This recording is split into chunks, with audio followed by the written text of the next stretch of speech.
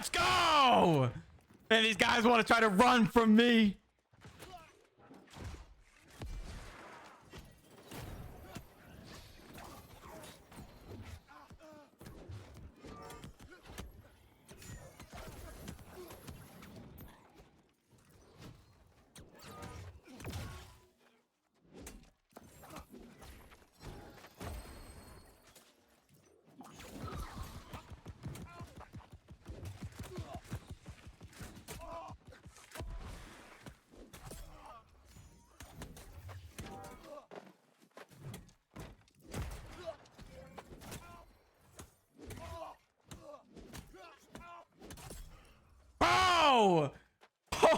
Oh, boys, let's go, dude. No way. Alrighty, guys, I've got a new build video for y'all. This is going to be the Trsna flail build. But before we get into the build, be sure to hit that subscribe button. It's a free and easy way to support what I do. Guys, we are coming up on 1,000 subs here on the channel. Y'all have been killing it with the support lately. I really appreciate it. Be sure to drop a like if you enjoy this build. So what we are working with right now is we're going full heavy build. So 5-piece shuriken heals across the board. We're rocking Void Dark Plate as our armor artifact. I love this artifact. You get a ton of, resistances. Your armor is increased by 20%. So we're constantly trying to amplify the amount of armor this build gets. And then of course we are rocking 3 pieces of Frigid Dawn to get as much resistances as possible. That's what we're going with. And then I've just got 1 piece of Hasted. I love this perk. I use it on all my builds, guys. Like it is really nice having that 10% haste for 5 seconds while you're inflicted with a dot, and also reduces the potency of incoming dots by 7%. Now keep in mind, if you want to run multiple pieces of Hasted Vigor, it does not stack the haste. It only stacks that 7% reduced potency to dots. Just keep that in mind. And then we have a tower shield, an enchanted ward, mending vortex, and a slash shield ward. Really like having that mending vortex. Just another, source of healing. Now, the infamous Trsna. So its intrinsic perk, Consume.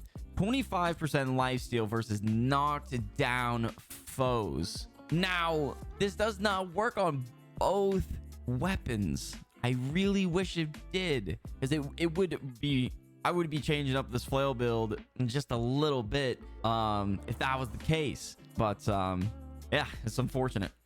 So it also comes with life stealing, trench and recov, and I went ahead and put Sundering Clear Out on the weapon. A 24% rend for 7 seconds is really nice. And then of course I went with an Empowered Retaliate gem, the Jasper Rune Glass. You gain a stack of 8% damage for 5 seconds after blocking or taking a hit, max of 3 stacks. Then it has that Arcane Rune Glass dot. When it comes to rune glasses, I always try to have a dot that isn't heavily mitigated, so you get the most out of that damage over time to also feed your heart rune.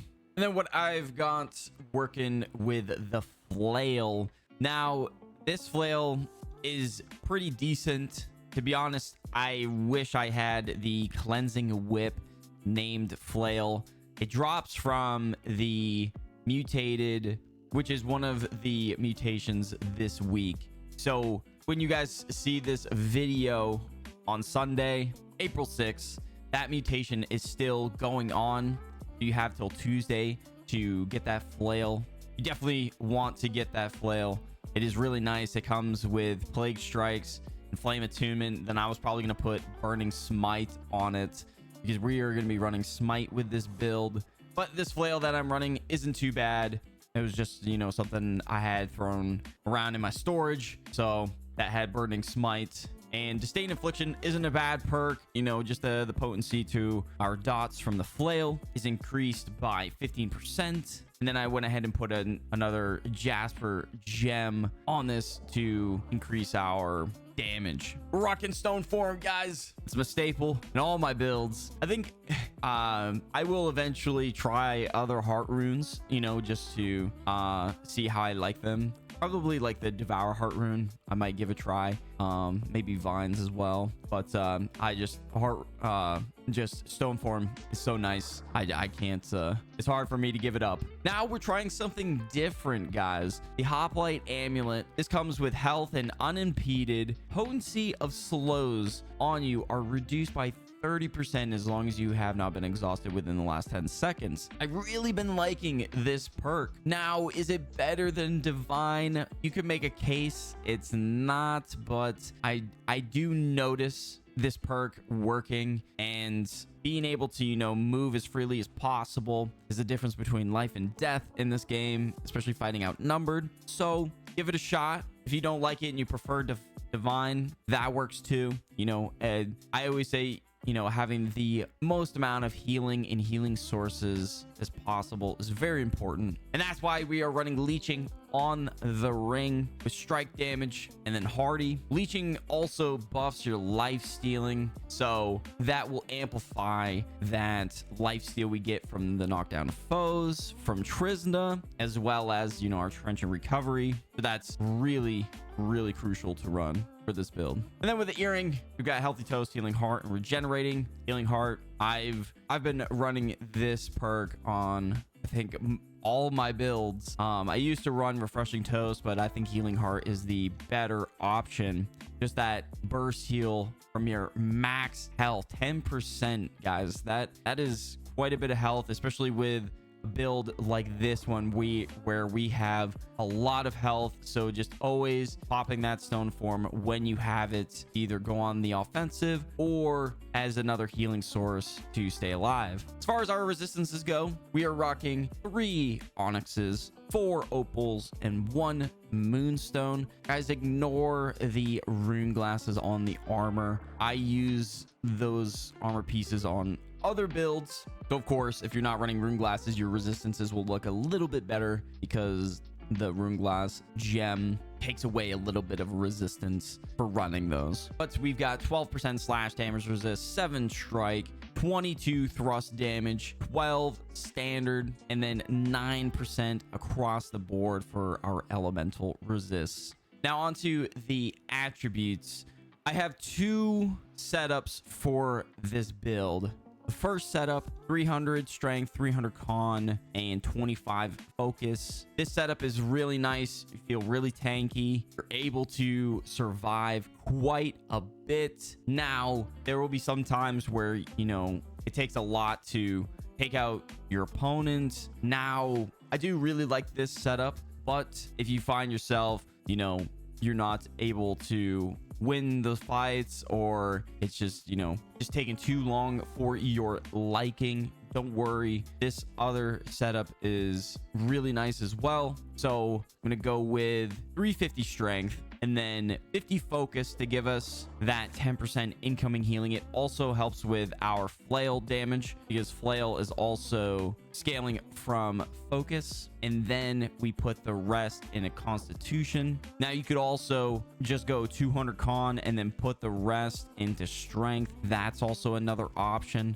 but this is a really good setup for having some more damage, just giving up that 300 constitution and that high max health. Now we still get 19,000 for our max health with this setup, which is a lot, and that is because of our flail. Moving on to the Warhammer tree, I'm gonna have 2 skill trees for you guys. This is the armor breaker skill tree. Be sure to pause the video or take a screenshot. This has a lot of burst potential with armor breaker. Of course, I've got a skill tree for wrecking ball be sure to pause the video or take a screenshot. I really like this setup too. Wrecking Ball is a ton of fun. Now, I know Armor Breaker does have a lot of burst damage, but Wrecking Ball also has a lot of fun combos to do, and it also works well with Trsna. So like I said, guys, you can run this setup or the Armor Breaker setup.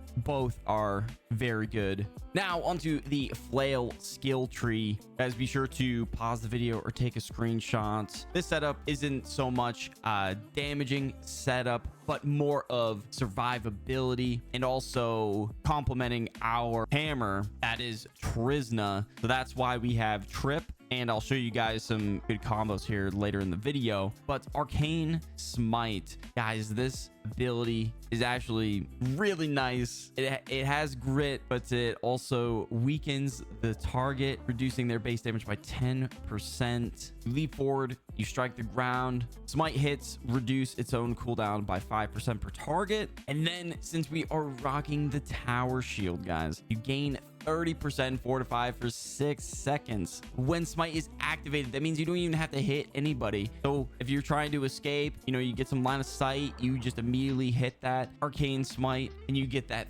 30% fortify. Guys, I'm getting up to 4,800 on the armor with this build. It is crazy. Now, some advice I could give you guys when running this build. This is with the Wrecking Ball setup. Now, immediately we are going to want to hit him with some medium weaves. Maybe try to bait the attack and get the block. Try to figure out your opponent a little bit, but hitting that Wrecking Ball off rip into a shockwave, clear out, follow up with the medium weave to get that 25% lifesteal from Trsna. And then to utilize our flail with this hammer, I do like going into the smite to get that fortify, hit him with the trip, switch into a follow-up medium weave, armor breaker, Wrecking Ball into shockwave, and then the clear out, and then following up with the medium heavy. Like I said, Wrecking Ball is a ton of fun. I do like the animations and just the combo potential with it. However, I do think Armor Breaker is the better setup. So when running Armor Breaker with this build, we're going to want to start out with the flail, get the smite going, hit him with the trip, switch Armor Breaker, and now they're going to want to panic roll. A lot of times after that combo, that is a lot of damage that you're doing right there, not to mention the rend you just applied. 30% from the Armor Breaker, 15% from the trip. So if you can catch them while they're running away or doing like a roll or double roll, try to catch them in the roll with that shock wave into the clear out, to then get another follow-up heavy to also get that 25% lifesteal from knockdown foes from Trsna. And of course, using, you know, your vortex as a form of escape, heal, you know, you remove those crowd control effects, really nice. And if you hit your target with the vortex, you get that boost of haste. So this is going to do it for the Trsna Flail build video. Thank you all so much for watching. If you made it this far in the video, I really appreciate it. I've been streaming almost every day over on Twitch, twitch.tv/eman did it. Download in the description. And as always, guys, I'll catch y'all in the next one.